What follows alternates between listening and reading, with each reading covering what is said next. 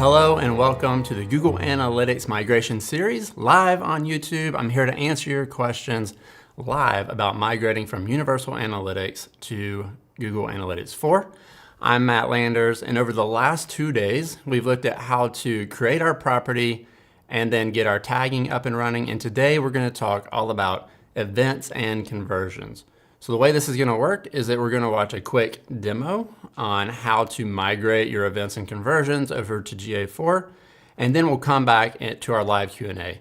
Now I have some questions that are left over from the previous days that we'll get to first, and then we'll dive into the questions about events and conversions.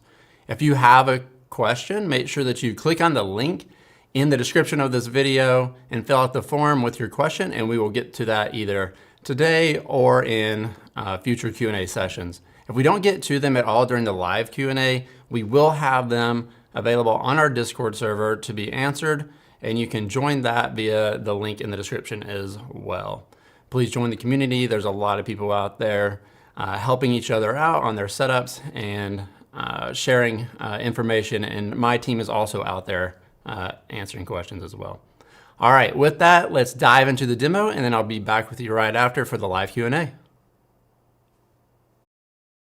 Hello and welcome. I'm Matt Landers, and today is day 3 of a week-long series all about migrating from Universal Analytics to Google Analytics 4. Today, we'll learn about GA4's event-based data model and make sure your most important events are measured as conversions.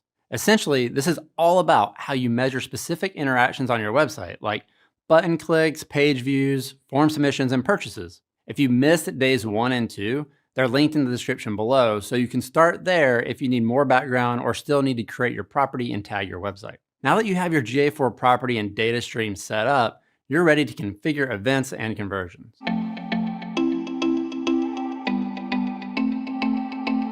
Google Analytics 4 uses events to measure specific interactions or activity on your website or app. An event could represent a page view, a form start, video progress, a purchase, or other actions on your website or app. Some events are collected automatically, so they're on by default. You don't need to do anything to set those up. These automatically collected events include basic interactions with your website, like button clicks, scrolls, video start, and complete. Many of these are included automatically when you enable enhanced measurement, which we did yesterday when we set up data collection. Go back if you missed it and make sure you enable it. There are 2 other types of events that require some implementation by you. Recommended events have predefined names and parameters, but you choose to implement them yourself. They're standardized and understood by analytics, but you decide whether or not to collect them. They don't all make sense for every business. You define custom events entirely yourself. You set the name and the parameters, and creating a custom event lets you collect data that's specific to you and your business that analytics doesn't otherwise automatically collect or recommend. One of the most important things to know about events is that you can mark certain events that are valuable to your business as conversions. These are similar to goals in Universal Analytics. Reporting on conversion events helps you measure your return on investment with ads campaigns, and you can also bid on these conversions. So where you might have had goals in UA, you'll want to use conversion events in GA4. As a refresher, goals in a UA property measure how often users complete specific activities that are important to you and your business. In GA4, these types of important user interactions are measured first as events, and then you mark your most important events, your target objectives, as conversions. For example, you might have a form submission event that you mark as a conversion, but there's one special event that's always marked as a conversion, and that's your purchase event, which you would use if you are selling something on your website. You can create conversion events manually, and we'll link a few videos that show you how to create those from scratch. Right now, we're going to focus on migrating your original property's goals into GA4 as conversions. Here's how. In your GA4 property, go to Admin and Setup Assistant. A quick reminder that the Setup Assistant adapts to your unique circumstances. So your screen might look different than mine sometimes, and that's okay. I'll try to cover each scenario. Go to the row that says Setup Conversions. You can see how many conversion events are in your property now, and you may be able to hover over this text to see how that compares to your goals that you have in your UA property. You might not have any conversions yet, Or if your property was automatically created for you, you might have a few conversions already configured. If yours is equivalent, great. You should go look at your conversions and verify the setup. To do so, click the arrow and select Manage Conversions. It'll take you to the conversions page where you can see the events that are marked as conversions. If you're happy with what's there, head back to Setup Assistant and mark it as complete, like this. If you have no conversions yet or see a discrepancy between the UA goals and your GA4 conversions, you may be able to use an import tool to migrate them for you. To check, in Setup Assistant, next to Setup Conversions, click the arrow on the right. Manage Conversions is where you can go to view or edit existing conversion events. You might also see an Import Conversions option. It only shows if your property is eligible to have Setup Assistant copy your UA goals into GA4 as conversion events. If you do see Import Conversions, you can click that to begin copying over settings from your UA goals into GA4 as conversions. This can help save you time recreating your original property's goals. Again, if you don't see import conversions, you can still mark events as conversions from the admin page by going to Events here to create the event and then to Conversions. Again, for these steps to create a new conversion from scratch, I've got a great tutorial video linked in the description below. And finally, there's also Mark as Complete. Click Mark as Complete if you've already looked at your conversion events and are satisfied and don't want to make any additional changes. It's important to mark this as complete, otherwise analytics might automatically copy UA goals over for you. Once again, the green progress bar at the top has advanced. So that's how you can import your original UA goals to GA4 conversions. And otherwise, you can manually create any new events or conversions as you see fit. All right, let's jump into the Q&A and get your questions about events and conversions answered. All right, welcome back to the live Q&A. Hopefully that gave you a good overview on how to migrate your events and conversions over to GA4 from UA. Now let's dive into the many questions that have been submitted over the last few days. We're going to cover some from previous topics first, and then we'll dive into conversions and events. Let's see what we got. All right, first question. When your GA4 property is automatically created, you do not get the option to choose your business objectives. Are these just sets of reports that the library will publish by default? So what this is referring to is whenever you create a new GA4 property, it walks you through a wizard of choosing your business objectives. Like, are you trying to generate leads? Are you trying to sell something on your website? Whatever that objective is, and then based on that, it creates the report library for you that makes sense for you and what you're trying to accomplish with your site. So whenever we automatically create a property for you, you don't get to go through that wizard, so you just get the default reports. But basically, you can still get to those reports even if you didn't choose that. You can go to your reporting library and add those to your collections that are available. So that is still available to you, and that's pretty much the only thing that you need to worry about in that case, just making sure that the reports that you want are available in the report section of your property. That's a really good question. Thank you for submitting that. All right, let's jump to the next one. Let's see, if you're adding an iOS app to your GA4, didn't collect in UA, does your app need to have Google tags? So apps don't use gtag.js, they use the Firebase SDK. So essentially, if you want to add an app to your property, you need to go create a new data stream, and you'll choose iOS or Android, or you'll have to set up 2 different data streams if you have both versions. And then you need to get the Firebase SDK installed and up and running in your app. So you'll have to deploy a new app with the Firebase SDK set up and running, and then you'll be able to get that data into Google Analytics for processing. But yes, you do need to tag your app, but it doesn't use the same process as a website, which is gtag.js or Google Tag. It uses the Firebase SDK, which we'll have a link to the documentation for that in the description. All right, thanks for that question. Let's get to the next one. Let's see. All right, can you give instructions on how to manually cross-domain tracking with GA4? So first, I would say that I recommend that you use the UI to set up cross-domain tracking. If that's not working for you, we will post a link in the description of this video on how to do manual tracking. That means you're going to have to do a lot of work yourself rather than allowing GTag to do that for you. So highly recommend that you use the automatic tracking if you can. If not, we'll provide the link for you in the description so that you can set that up yourself. All right, let's see.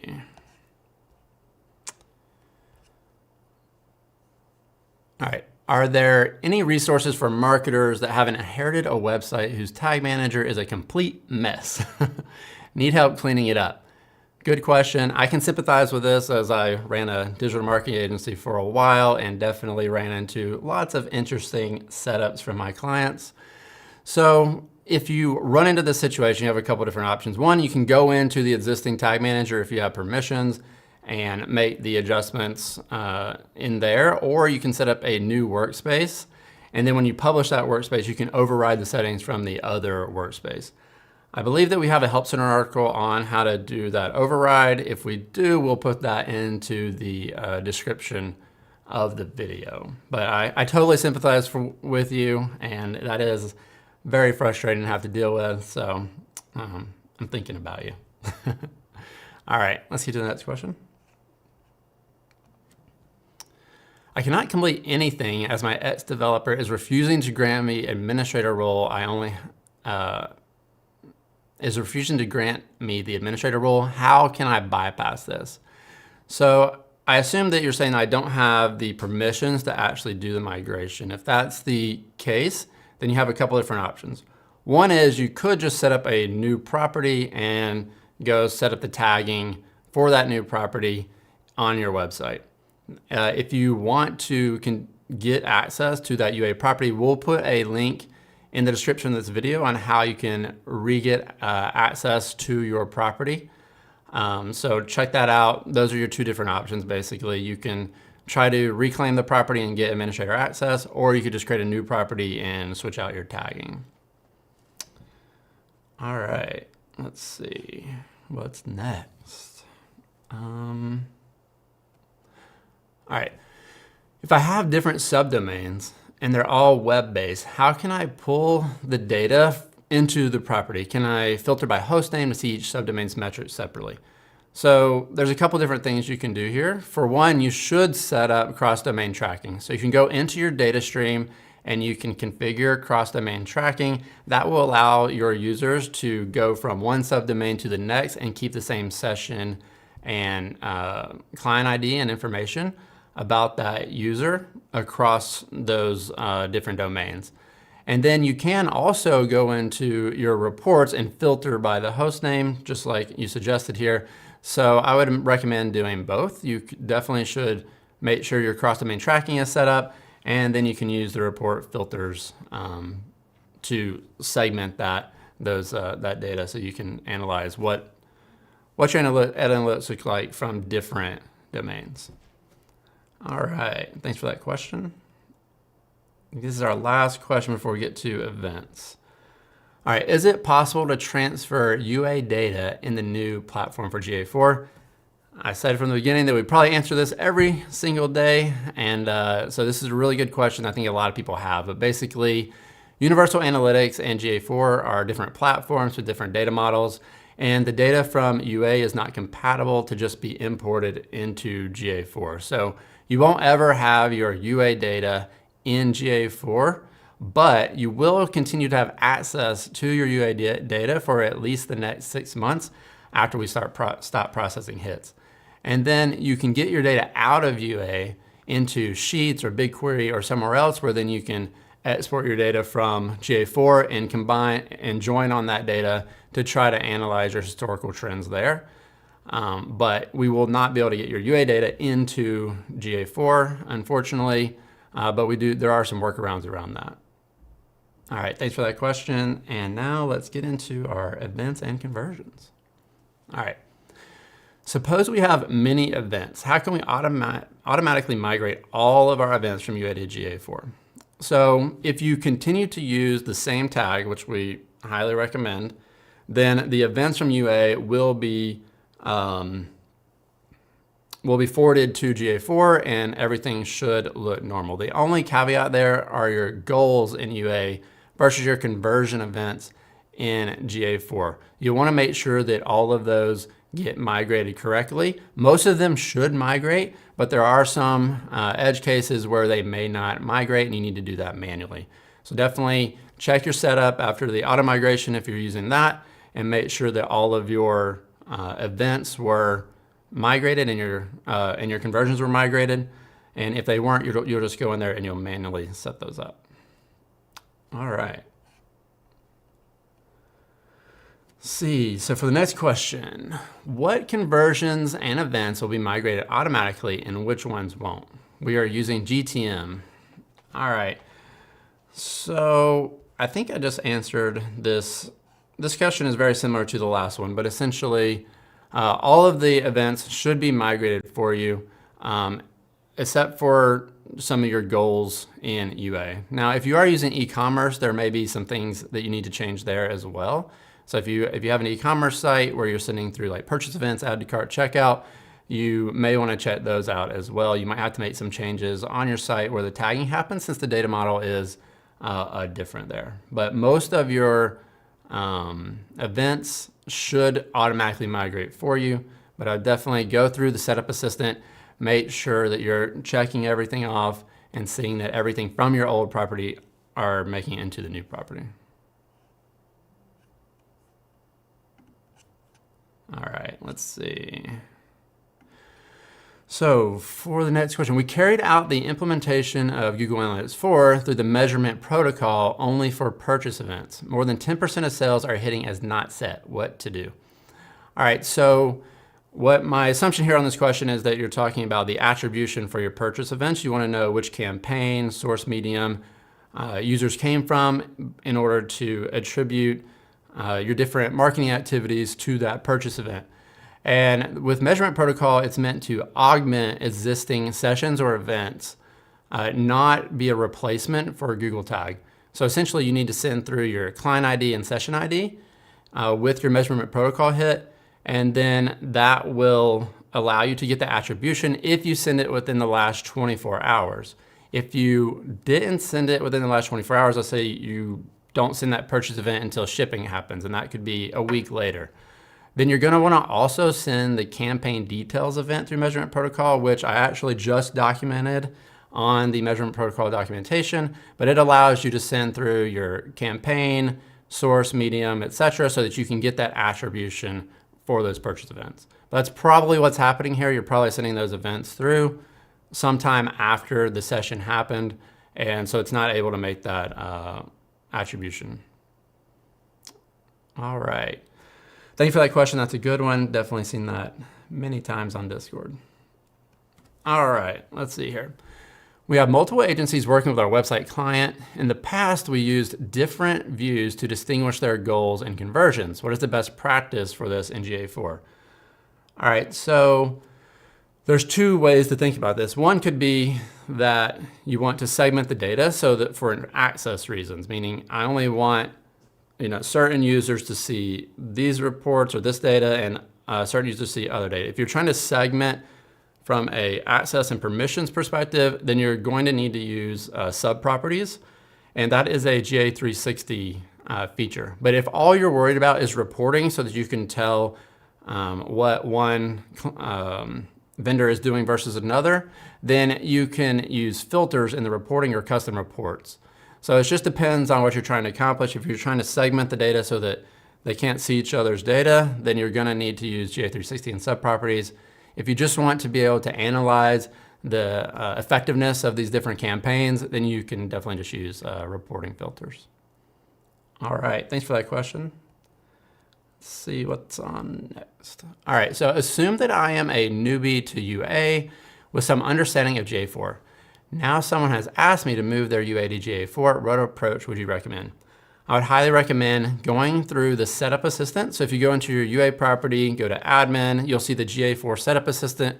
Start there. If you go there, you can click a button, literally one click, and that'll help you create your new GA4 property. And that'll take you, once it's created, to GA4, to the setup assistant on your new property. And you'll have a list of everything that you need to do in order to migrate. And we've seen that in some of these demos. So if you haven't been here for the whole series, definitely go back on YouTube and watch the rest of the series. And that will walk you through some of the basics. But basically, the best thing to do, use Setup Assistant, go through that checklist, make sure everything's migrated, and then you should be good to go. All right, thanks for that question. Let's see what we got next. All right, can I deactivate the automatic events for Firebase if I'm not using them? They're making us get closer to the limit of collected events, and this can help us greatly. All right, so we double, triple, quadruple validated this because we saw this question come through and it's a good question. So basically, for any events that are automatically collected with the Firebase SDK, they are not counted against your event limits. So anything like first open or in-app purchase will not count against your event limits for, which is by user, I believe. So don't worry, those events aren't counting against you if they're automatically collected, and it's only the ones that you send through yourself that you need to worry about. But that was a good question. Definitely good to stay on top of that you're not hitting those limits. All right, let's get to the next one. All right, why are conversion numbers different when comparing UA to GA4? So we've talked about this in previous days, but UA and GA4 are different data models, and the way that they do their counting is different as well. So in Universal Analytics, a conversion was only counted one time per session. So let's say that you went on to an e-commerce site, you bought something, and then after you completed that checkout, it suggested another product and the user bought that as well. So it's two different checkout processes. Then in UA, that would only count as one conversion. But in GA4, we would count that as two conversions since it's by event. We think that this is a better way to count things and allows us to see all the conversions that are happening. So you should see more conversions in GA4 versus UA. So if that's the case, then you're probably good to go. If you're seeing less, then just make sure that your tagging is set up the same for both. Maybe you haven't done all of your tagging for GA4 there. Just make sure that that is set up. All right, thank you. That's a good question. We'll probably continue to get that one as well. All right, I heard that it's possible to set up custom events without using GTM, but using the events configuration interface within GA4, can you demonstrate that for us? I can't demonstrate it for you right now, but I can tell you how it works. Essentially, you can go into the UI in GA4 and you can create an event, but it's got to be based on previously sent in events. So you'll put some rules around that, like a page view on a certain URL, and you can call that a newsletter sign up or something, whatever it might be. But it's got to be based on previous events. If it's not based on previous events, you will need to use either GTM or GTIDE to send that event through. But we'll put a link in the description of this video on how you can create events through the GA4 UI. Yeah, all right. All right, I think that that's the last of the questions that we have for today. Don't forget to submit your questions. We're gonna continue to answer these throughout the week. So we have tomorrow and Friday still to answer questions. If we don't get to them, we will answer them on the Discord server. So please make sure you join Discord. We've got a great community out there that's growing by the day, helping each other out, and my team and other Googlers are jumping in there too to answer your questions. All right, let's go ahead and look at the rest of the schedule for the week and see what we got planned. All right, on day one, we created our property. On day two, we got our tagging up and running. Today, we talked about events and conversions. And then tomorrow, I'll be joined by Carly Body, our PM, one of our product managers for Google Analytics, and we'll be answering your questions about migrating audiences. And then on Friday, she'll join me as well, and we'll go over some miscellaneous topics like linking your ads, managing user access, and address any other remaining questions that have come through. All right, thank you for joining, and until tomorrow's live Q&A, happy measuring.